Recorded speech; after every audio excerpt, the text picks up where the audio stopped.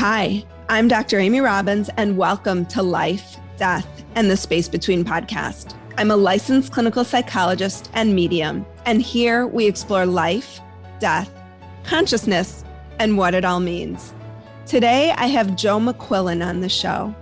Joe is married and a father of 3 children, one on the other side, and is the youngest of 10 from an Irish Catholic family. Although he has had 2 successful careers, he is at heart a blue-collar kid from Buffalo, New York. Starting as a salesman, he spent 25 years in the automobile business, eventually becoming an executive manager and partner in a number of successful Chicago dealerships. Most recently, Joe has come out with his second book, We're Not Done Yet, Pop, My Lessons from the Other Side, following his first book, My Search for Christopher on the Other Side, after the loss of his son. Welcome, Joe, not Chris. That was interesting. That was a very interesting slip. Yes. Chris is here, Amy. I can tell you, I when he's around, I can feel him on the back of my neck. So you weren't wrong. That was interesting. That's never happened to me before. Well, wow. Maybe it was supposed to happen. Wow. I believe it was. So thank you. Hi, everybody. I just wanted to thank those of you who are supporting the show via Patreon. I literally could not do this without you. It means so much to me to have any sort of support for the show, but really the financial support is super helpful to me right now. I'm an independent podcaster. This is all being funded by me. So anything you can do to help that, if you love listening to the show, if you love the content I'm creating, if you love the guests that I'm having on, please support the show. I have amazing, amazing guests continuing to come on the show. I'm so excited. I've grown the most month over month in the past 3 months, and that is because of all of you sharing the podcast, telling people about it. So thank you so much. We had our second quarterly Ask Amy Anything in March. So that was for Patreon subscribers and supporters only. And the topics were really heavy this time, but wonderful and necessary to talk about. And we talked about everything that's going on in the world, both from a spiritual and psychological perspective. And together we tried to make meaning of all of this. So our next Ask Amy Anything will be in June. So if you are not a member of Patreon yet, if you are not a supporter of the show, you can go to patreon.com/Dr. Amy Robbins and support me and the show. And again, it helps so, so much. And if you could also take just a minute to share the show with your friends and family and anybody you think would love it, you can do that anywhere you get your podcast. Just click on share this link or copy this link. And send it to, 3, 4, 5, 10 people who you think would love the show. Anything helps me grow. So you can also follow me on Instagram at Dr. Amy Robbins. You can watch me on YouTube and subscribe to my YouTube channel. And you can sign up for my newsletter on my website. Again, all of these things are great ways to help. You can also rate and review the podcast, which is an easy, inexpensive way to help me. Actually, it's completely free. So anything you can do to support the show, I am so, so grateful. The growth I know is going to help me in some way. I'm not exactly sure how yet, but I know it will. And thank you all for listening. And here's this week's episode. So let's get started, both of you. I'm going to address both of you. Thank you. Because, wow, I read this book. I was just finishing it last night. We're Not Done Yet, Pop, My Lessons from the Other Side. It's so, as a parent of 3 myself, it is so, it's painful to read this, right? Because you can't help but identify with it.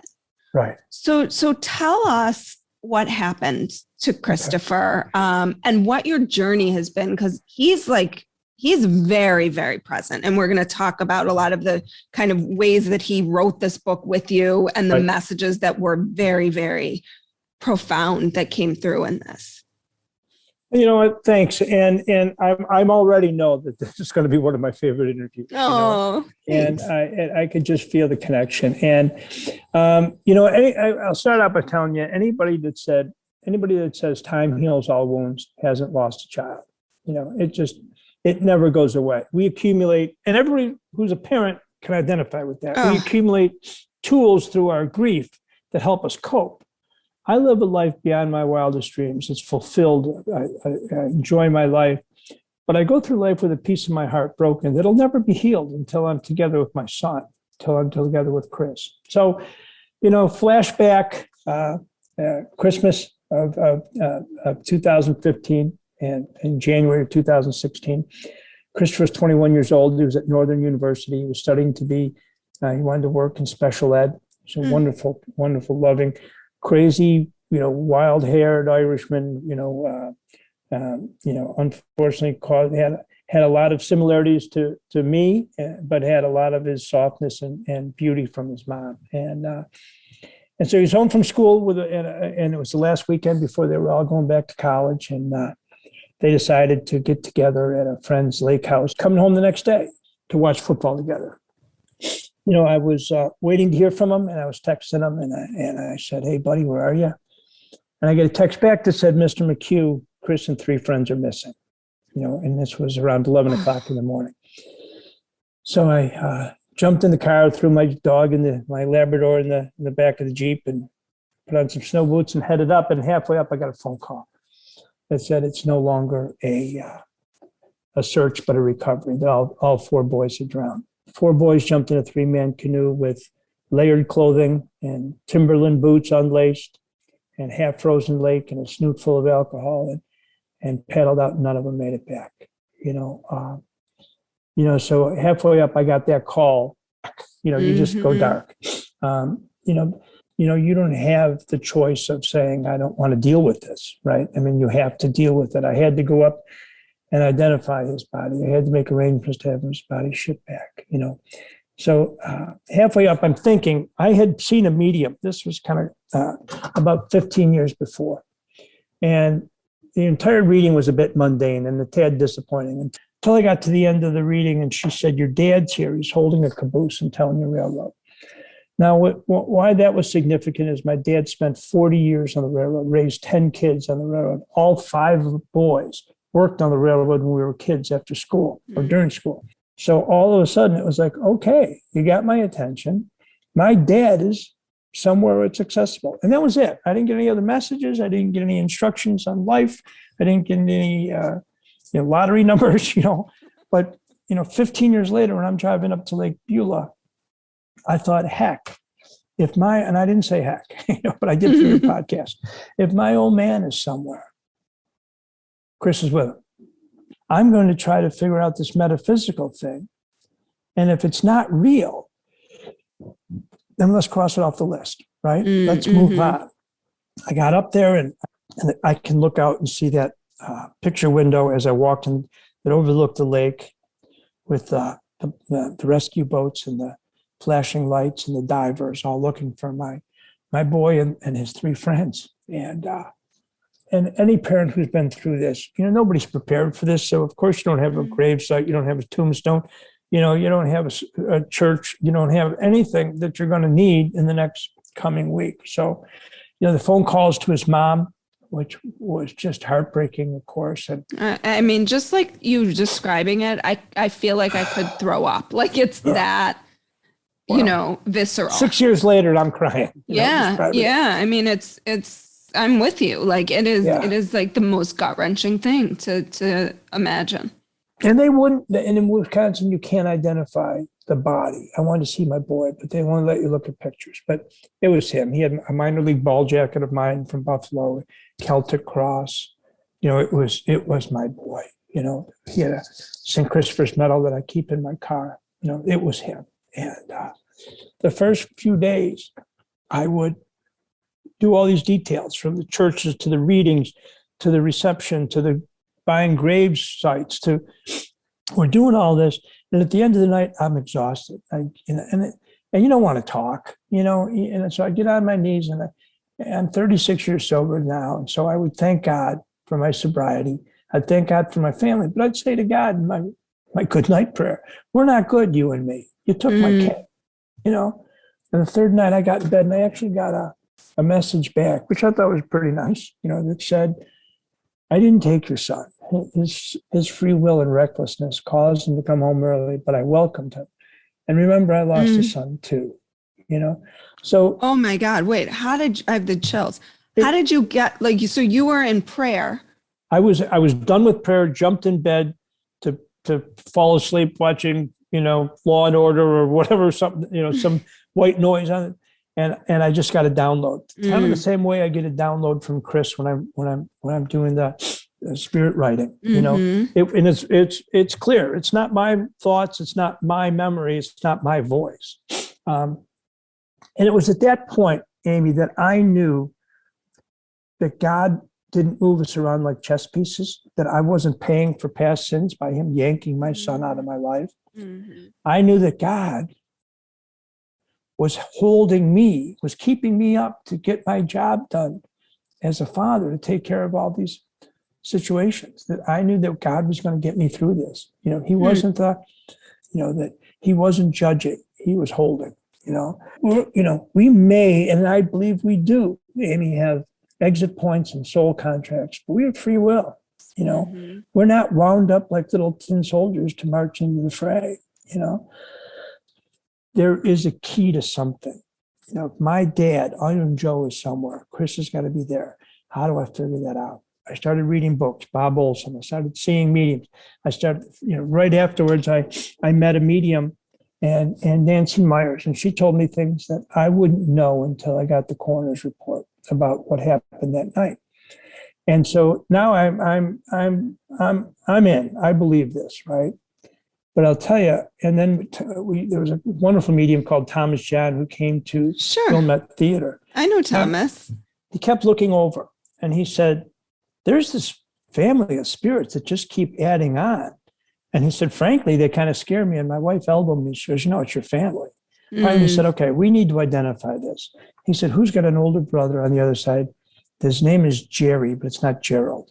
And there's Billy, Bobby, Pat, and a son spirit named Chris. I mean, it was like, wow, he named them. And I said, yeah, Jerry, my brother Jerry's name was Jeremiah, Jerry. So it was like a Friday night. It was just an incredible. Yeah, he's a very talented, I've seen him one-on-one, and he just wowed me. I mean, so here I am, looking at all of these, seeing as many other mediums as I could. Rebecca Rosen, we saw in a group out of 150 people, she came to us. Thomas John with 100 people came to us, identified our boy. Rebecca's amazing as well. She's I saw her amazing. Years ago at Wilmette Theater. That was my trying to show my husband that this was not made up. My experiences were real. They're real. Yeah. Look at, she's doing it and she's famous, Right. And the experiences were undeniable. I tell you, 6 months in, I read a book by Bob Olson, and he wrote a book about the other side. He's an investigator, not a psychic investigator. He's a PI in California, writes this amazing book, and identified it because it was kind of a guy's guy viewpoint, which isn't very common in this world. You guys are allowed, society says it's okay for you to grieve. Fathers somehow think that they're supposed to suck it up and tough through it. And it's BS, right? We're all supposed to grieve. I go on a website looking for mediums local in the Chicago area. So a couple of days later, I'm getting ready to go there to visit him. And it was June 30th, 2016. So 6 months after Christopher transitioned over. And this is the moment I went from believing to knowing. And so I had ordered shamrock seeds from Amazon so that I could plant them around his grave. And then I did another thing is I took this, just a leather bracelet that Christopher had given me when he was about 6, when we were in Disney World. And it was in my dresser and I completely forgot about it, and saw it and just put it on a whim under my cuff, like that, right? Mm-hmm. And went out to see it. I stopped at the grave and planted shamrock seeds around the newly dug grave and told him I loved them and headed off to see Andrew and told him I'm going out to see Andrew. And I get out to see Andrew and he wanted to see a picture of Chris, and Chris was in a Hawaiian shirt or having fun. And he said, Christopher had some dark times too. I said, I know we did. struggled with addiction, had some depression, would love to self-medicate with parties and, keggers and, and I certainly knew that MO, and she said, and Andrew said, boy, he's coming through and he loved you and he looks like Brad Pitt, which is Andrew Anderson, or Thomas John said the same thing. I said, yeah, he's a pretty boy. He said, so Chris acknowledges that your family celebrated something yesterday, an anniversary. What was that? Now, Andrew didn't know my last name, much less that I'd been married. So say it was the night before June 29th was Sally and my wedding anniversary. That's mine too. And Chris acknowledges that you're wearing a bracelet he gave you. And Chris is acknowledging that you planted something in his grave very recently. What was that? This guy who only knew me as Joe, knew that it was our anniversary, which was fine. But more importantly, that a bracelet I had under my cuff was a bracelet I was wearing from Chris, and that I was that morning planting shamrock seeds. So when did Chris start coming through to you directly? Because I think that this is something, you go to mediums and that's right. Great, but most mediums won't see people, more than once a year, right? They don't want you to become like addicted to it. So I guess you could medium hop, but not the most advisable because you still have to grieve. But I hear this so often from people who have lost loved ones. Like, how do I connect? How do I get through to them? How do I hear? And you hear he wrote this, right? Like he's writing this with you. Yes. Now I got to tell you, I'm sitting here burning sage. I got a candle going. I got a picture of Chris. I had to line my chakras before I talked to you. I got a crystal in my hand. Chris showed up because I said, I look like Chris. A guy that would align my chakras. And that's why it's kind of a special thing, because I think Chris tells me that I'm a good ambassador because who I am. So first anniversary of his crossing. Because you don't look the part, right? I don't act the part. Right. I hung up my hockey skates 2 years ago. I'm 65 years old.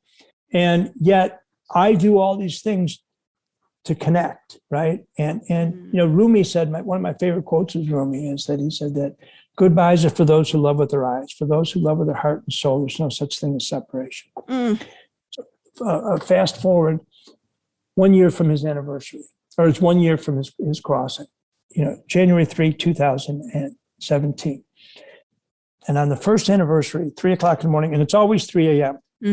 I thought that's because when he crossed. Yeah, I was going to ask that. But it's the bewitching hour. Active spirits are very active between 3 and 4. How they know Central to Eastern to day, I don't know. But that's interesting because I usually when I get messages, it's usually like around 5 in the morning. That for me, like that kind of in between time. It's I think a perfect term is an in between time, and I think that's where the spirits move really freely. So I start getting, and I'm in my desk. At my desk, there's a legal pad and a pen. It was on my desk. I picked up and I started getting downloads from Chris. And he said, it's like a beach, beautiful, pink and warm, but the colors are soft and vibrant. Pink, blue, strong green. The air is warm surrounding us. It's air and love. It's love air. Nothing hurts. Warm and happy. Always young. Miss you, Dad, but I'll see you soon enough. And it's like, wow, what? Right. And then he said, now all of that kind of aligns with what I had assumed paradise, heaven, whatever you want to call it, right, looks like. And then he said, you got to let go of it, Dad. You got to let go of the resentment. I love Scotty. He loved me. We were pals. He was just being himself. They were left to run free in this environment, and I had to blame somebody, so I was mad at them, right? And it makes no sense. It's not true. Makes perfect sense. Well, it makes no sense, right? And I thought, sure, Chris, for you, I'll let go of anything. Okay, I'll let it go. Besides, when will I ever see Scotty again? Now, fast forward 12 hours. I get a text from his college buddies. It said, Mr. McHugh, a few of us are going to meet at the grave today at 3:30. Can you meet us? 40 kids at his grave. And then one of the first kids I saw was Scotty. I was able to embrace him and say, hey, buddy, this wasn't your fault. This could have been at my house. Could have been at your house. Could have been anywhere. Please. And That's how I knew it wasn't me coming up with these messages, because I wasn't ready to let go of it. Mm-hmm. I'm Irish. I needed a grudge, Mm-hmm. and he wouldn't let me, So a lot of the messages that he comes through are about me improving me and me carrying a message. See, I get this special gift of connecting with Chris, but I also think there's a deal connected that I got to give it away to keep it. If I hoard this like Midas's treasure, I don't think I'm going to continue to get it. So I got to give it away. Does your wife or your kids have this connection with him? Does he come through to them? Sally feels him all the time. Okay. And he gives me messages for her. I believe that Chris and I, and it's one medium said it's our twin flames. I think soulmates is a hallmark term. Twin flames isn't. So I think we share a soul, and I think we've been through a myriad of lifetimes together. I'm given this as a responsibility, maybe because of what I look like, because of how I carry myself. Mm-hmm. That the message from me will be able to penetrate that dad who lost his kid, that just can't come around to what he needs to without a push from a guy who looks like me, maybe. And that's what Chris tells me. Mm-hmm. And he would tell me in the first book, Dad, you got to get this book going. I remember being with Thomas John, and Thomas looked at me and goes, "You writing a book?" I go, "Yeah." He goes, "Chris said, let's get going." I'm getting harassed by my kid to send these books out. So to this day, Amy, a couple nights ago, I had a visit from Chris, 3:00 in the morning here in Florida. I went out on the deck and the candles and the sage and got a wonderful download of information. And it's a one-way. People say to me, "Can you ask him this?" And I say, in this setting, it's a one-way communication. I'm dictating what he's telling me. When I'm with a medium, I can ask a question. Gotcha. Okay. But this is all downloads. It's like he's just me in. Yeah, he's just coming to you, sharing. So what are some of the most poignant things he's shared with you about the other side and about how to live and how to grieve, I guess? Because the thing to me that is like, every time I read it, like the thing that brought me to tears and is going to again is this notion of like, I miss you. I miss you. Yeah. And he's actually said to me, Aim, he said to me, despite what mediums say, I do miss you. And what that means is they'll say, "Oh, he's in this wonderful spot. He's around you, so he doesn't really miss you." And he's contradicting them and saying, "No, he said he misses his dog. He misses his Jeep." Right. The human pieces of life. There are things he missed, but he'll also say, here's one of the best connections he gave me. I love this interview. This is great. Thank you. One of the best connections. He said, "Look, your side is good, Pop. It can be fun." He said, "Think of it like football camp." He said, "You're with your buddies. You're working hard. You're getting beat up. People get injured. You get dehydrated. You have good food. You have good laughs. But it's a lot of work." He said, "That's your life. It's fulfilling, but it's hard." He said, "My life is like a beach bungalow in Maui." Oh, sounds amazing. That's my life. Well, that's what he tells me all the time. Don't have any fear. Because the minute and he said to me, think of it like a stream. You'll be walking through the woods and you'll come to a stream. And when you step over, I'll be there to greet you. I can't bring you across. Now, there's rules that I don't know, right? But one of the rules is that you got to voluntarily make that step across. Or at least when he's telling me, that's how I will. And he said, "But you won't be surprised." He said, "Because of the stuff you're learning." He said, "I was shocked. Yours will be much less of a learning curve because of our conversations." So he promised me he was going to be there for my sister when she crossed. And she was a big source of love for both of us. Unconditional, strong, straight, wonderful. She came through to a medium friend and she goes, "Your sister Marcia's here." So Marcia, is very strong spirit. Now, this woman was a huge source of love. And she came to me, and I said to me a couple nights before, we were in her hospice room.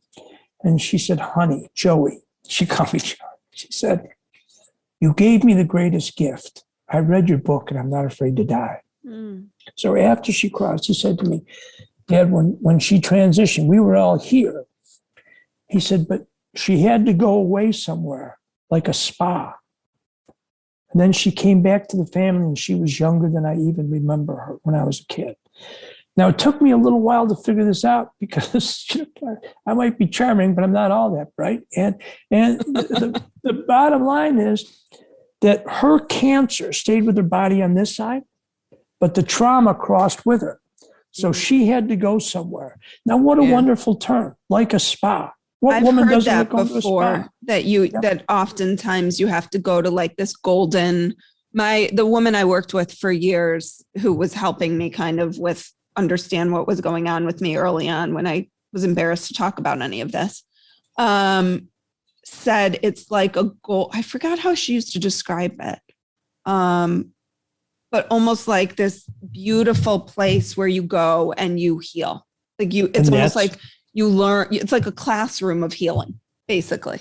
Could be emotional healing, physical healing. Physical addiction, physical trauma, surgery, car crash, whatever. But I love it with such a loving term. Marcia loved to go to a spa, right? So, it's funny you said when you were ashamed or afraid to talk about it, the unassailable self-confidence that comes from a childhood insulated with love. So I was loved, still am by my family, and supported and accepted.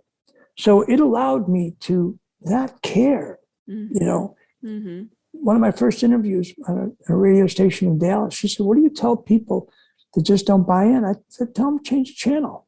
Right. Yeah. That's actually ultimately clearly the point I got to, because it was like, you know what? I'm not here to convince anybody.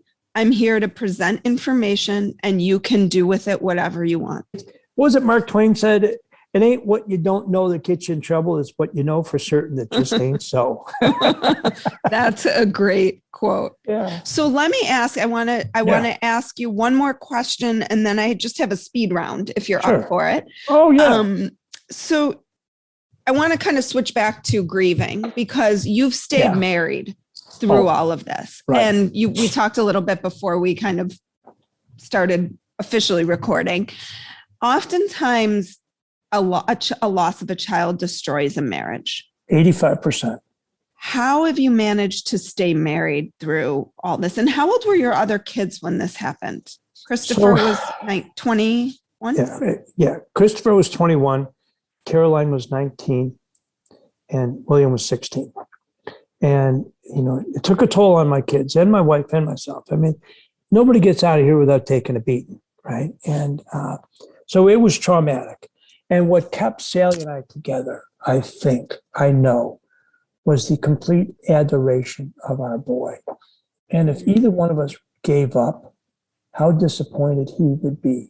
He actually came through to Andrew Anderson in a group session. And I don't like group sessions all that much, but, I love Andrew. And so I went to a group session with him. And afterwards he said, Chris is behind you. He's got his hands on your head like this. He said, but he wants me to give you a message when everybody's gone. So I hung around and came and he said, look, Chris is standing with his arms crossed. He said, you are not putting enough into the marriage, and he's disappointed in you. I was like, holy cow. And I had basically been taking care of myself and, and worried about it. And so that kicked me into gear a little bit. Yeah. But that we never stopped loving each other. And combined, we knew how much we loved our son. And it's kind of like people say, did you ever think about after 36 years drinking when your son died? Mm-hmm. And I said, then I would have a son died and I would have ruined my life, So I wasn't going to risk losing a son, or apparently losing a son, and losing a wife at the same time. So, we and both, yourself, it sounds and like myself, you would have lost. And we worked very hard. The chances of us separating was zero. We were in this together. And part of it was neither one of us wanted to ever disappoint our boy, So, our marriage, I got to tell you, is more solid than it's ever been. I love going to the grave. I'm not some sad old man feeding pigeons in the park. I go there usually with my Labrador and a cigar and a folding chair, and I sit at the grave and we connect. It's a thin place for me. Thin places are a very important part of the second book. It's a thin place for me. Now, given a choice, I would be abysmally ignorant of everything metaphysical and get to play around the golf with my son today in Florida. Mm-hmm. But that's a bell that can't be unrung. So it's like, Right. what are you going to do with this? And that's, and I still have a relationship. I'd much rather have the physical one. We still have this close spiritual, metaphysical energy relationship that he tells me is going to go on until I cross. Mm-hmm. It's why it keeps me writing, why I talk to parents. I have a message, his message, that I need to get out to mom and dads. And it's Susan Giesman's message that they're still right here. Right. The ones you love are still right here. What a beautiful, I mean, I can see why you've been chosen for this, because you're able to connect with people in a really genuine, authentic way. If I can get people to open their minds, and open their hearts and then connect specifically with their kids, then I know that Chris and I've done my job. I live my life two ways now. I live my life to please my God and to make my son proud. And if every decision I make is based on those two tenets, I can't go wrong. Mm-hmm. Well, let's do a quick speed round. Can we get a buzzer or something like in the game show? No, it's not. It's not. No, you can't go wrong. There's no wrong. There's no wrong answer. Okay. And then I want to end with something that you wrote in the book, a beautiful poem. And spirituality means being connected with spirit. What is something most people don't know about you? That service is the most important part of my life at this stage. What is one thing you are really looking forward to right now?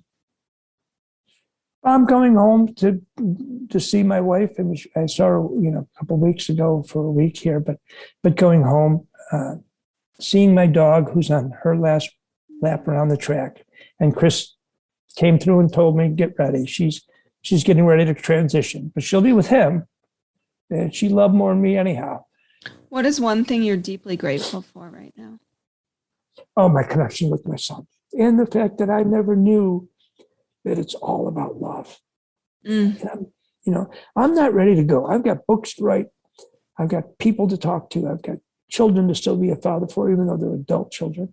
I'm a husband and, an employee. And I've got a lot of work to do. But Amy, if God tapped me on the shoulder and said, time to go, I'm in. And then I get to spend the next lap around the track with my son, who I adore and miss. Wow. What book is on your nightstand right now? I'm looking at my Search for Christopher on the other side, and I'm going to start rereading. I partially read Wayne Dyer's Spiritual Solutions to Every Problem, and I'm going to reread it. What's your favorite spiritual or healing practice? Meditation. What is the most transformative experience in your life? Christopher Crossing is certainly the most transformative experience in my life, but him coming through January 3, 2017 is right up there. So I want to end with this poem that you shared in the book called On Children by Khalil Gibran. Your children are not your children. They are sons and daughters of life's longing for itself. They come through you, but not from you. And though they are with you, yet they belong not to you. You may give them your love, but not your thoughts, for they have their own thoughts. You may house their bodies, but not their souls, for their souls dwell in the house of tomorrow, which you cannot visit, not even in your dreams. You may strive to be like them, but seek not to make them like you. For life goes not backward, nor tarries with yesterday. You are the bows from which your children as living arrows are sent forth, or the bows, sorry. The archer sees the make upon the path of the infinite, and he bends you with his might, and his arrows may go swift and far. Let your bending in the archer's hand be for gladness. For even as he loves the arrow that flies, he also loves the bow that is stable. What does that mean to you after your son passed? It meant that they originated with source. You want to put a term on God. God, Yahweh, Great Spirit. And so our kids came from that. Our children came through us, and we have influence over them. Poquito. We have a little bit of influence, and we can do our best. When we were in Northwestern Hospital, that I greeted and visited April 15th, 2000 or 1994, right? He's that same person. I didn't know then that was connected to a soul, and that soul was connected to a spirit, but now I do. So helicopter moms, lighten up. All I'm thinking is like, can I just lock them in the house? Can I just lock the doors on both sides and never let them out? No, but you can hug the hell out of them and let them know they're loved. Well, Joe, if people are interested in your work, where can they find you? Where can they find your books? My Search for Christopher on the Other Side. We're Not Done Yet, Pop. My Lessons from the Other Side. Tell us all of it. Yeah, Amazon. Both books are on. As for the first one, right there, both books are on Amazon. I have a website that's joemcquillen.net, and there's a lot of interviews on it. Documentary with the brilliant British filmmaker Kevin Moore that's worth seeing, and instructions how to connect. How to do this on your own. Listen, I'm a regular guy on this amazing journey, right? So if I can do it, anybody can. And I encourage them to do it. Well, Joe, thank you so much for your time, for sharing your story. Chris, thank you too for being here with us. And he's here. I feel him on a tingle in the back of my neck when he's around, and he's certainly here right now.